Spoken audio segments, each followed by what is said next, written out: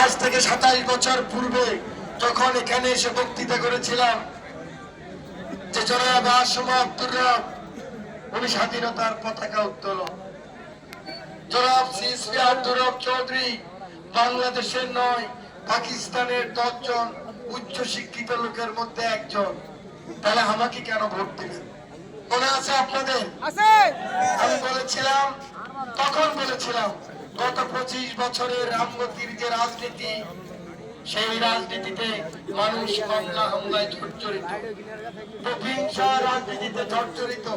যদি আমাকে ভোট দেন, আমি অত নামি দামি মানুষ না, সেদিন বলেছিলাম আমি অত বড় শিক্ষিত লোক না, অত লম্বা চৌড়া না, কিন্তু আমি আপনাদেরকে মামলা হামলা মুক্ত রামগতি দেব।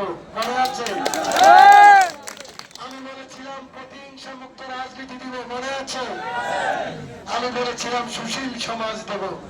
আজকে প্রশ্ন করি, সরকারে 5 বছর ছিলাম, দেশ নেত্রী বেগম খালেদা জিয়া 5 বছরের সরকার ছিলেন, কোনদিন এই ভয়াচর থেকে আরম্ভ করে ওই মার্টিন শান্তিঘাট পর্যন্ত কোন বিরোধী দলে একজন লোককে কোনো মামলা দিয়েছিলেন ভাই?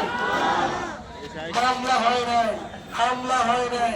তারপরে ছিলাম বিরোধী দল থেকে স্ট্যান্ডিং কমিটির চেয়ারম্যান করেছিলেন আপনারা, সেদিনও কারো বিরুদ্ধে কোনো অভিযোগ করে নাই। আমি স্ট্যান্ডিং কমিটির চেয়ারম্যান ছিলাম, একদিন পতাকা লাগাই নাই, সরকারের থেকে একটা গাড়ি নেই নাই, 1 লিটার তেল নাই, কোনদিন বিদেশে যায় নাই সরকারের টাকায়।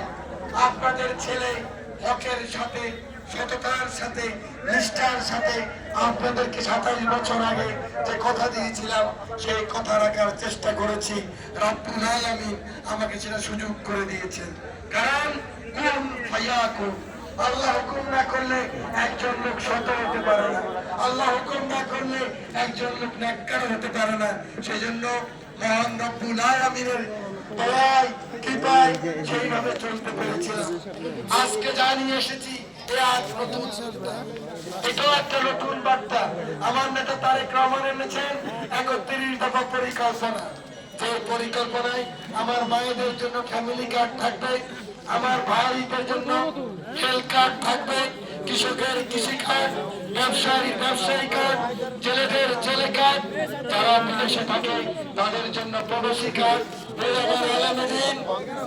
আমার জন্মের পরে আমার কানের মধ্যে কুল হুয়াল্লাহ পড়ে, কালেমা তৈয়ব পড়ে যিনি ফু দেন, মসজিদে তিনি মুয়াজ্জিন হন, যিনি মসজিদে ইমামতি করেন, আমার মৃত্যুর পরে যিনি আমার জানাজা পড়ান, সেই ভাইদের জন্য আমার নেতা তারেক রহমান মসজিদ, মুয়াজ্জিন এন্ড ইমাম সাহেবের চাকরি ইনশাআল্লাহ বিএনপি যদি জয়লাভ করে 6 মাসের মধ্যে চাকরি এবং বেতন ভাতা দেওয়া হবে ঘোষণা করেছে।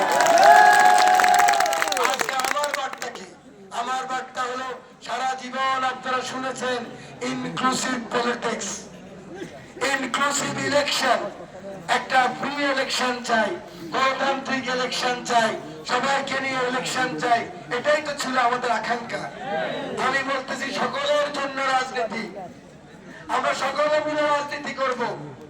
আমরা এখানে সকলে আত্মীয় স্বজনে বাংলাদেশে, বিশেষ করে রামগতি এবং কমলনগরে কে কার আমরা আত্মীয় নয়, আমরা কে কাকে মারবো, কে কাকে আঘাত করবো।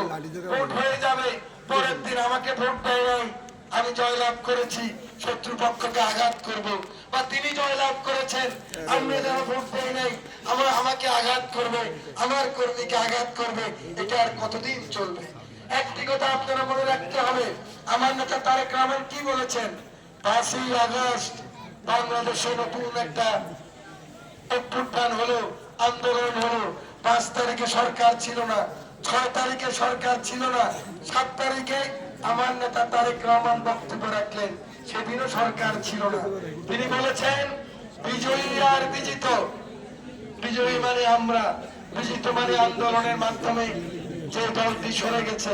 যদি একসাথে না থাকতে পারি, বিজয়ী আর বিজিত যদি আমরা একসাথে না থাকতে পারি, কোনদিন বাংলাদেশ এগোনো যাবে না। কারণ আমরা কাকে বাদ দেব? এটা সেই তো, এদেশে কোন রাজনৈতিক দলকে বাদ দিতে পারবো? 30% লোক একটি দল সেই দলকে বাদ দিয়ে সেই দলকে আমরা খুন করে ফেলবো না, এটা হতে পারে না।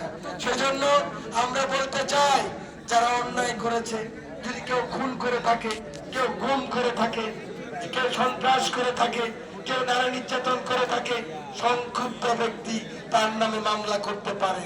কিন্তু আমি একজন রাজনৈতিক দলের কর্মী হিসাবে আমি যদি সহ্য করতে না পারি, আমাকে আঘাত করবে, অপমান করবে, আমার মাথা ফাটাবে।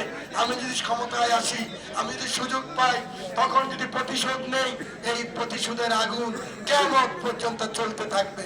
সেই কারণে আমি আপনাদেরকে আহ্বান জানাই, আজকে লক্ষ্য করেন 11 নম্বর, 12 নম্বর, 9 নম্বর, আমি আগের নম্বরের কথা বলছি আর কি, আমাদের আলগি, আমাদের চররমিজ, আলেকজান্ডার পৌরসভা, আপনাদের বড়খিরি, আপনাদের চরগাজী, চরবাদাম, কে নাই আমাদের সাথে? আওয়ামী লীগ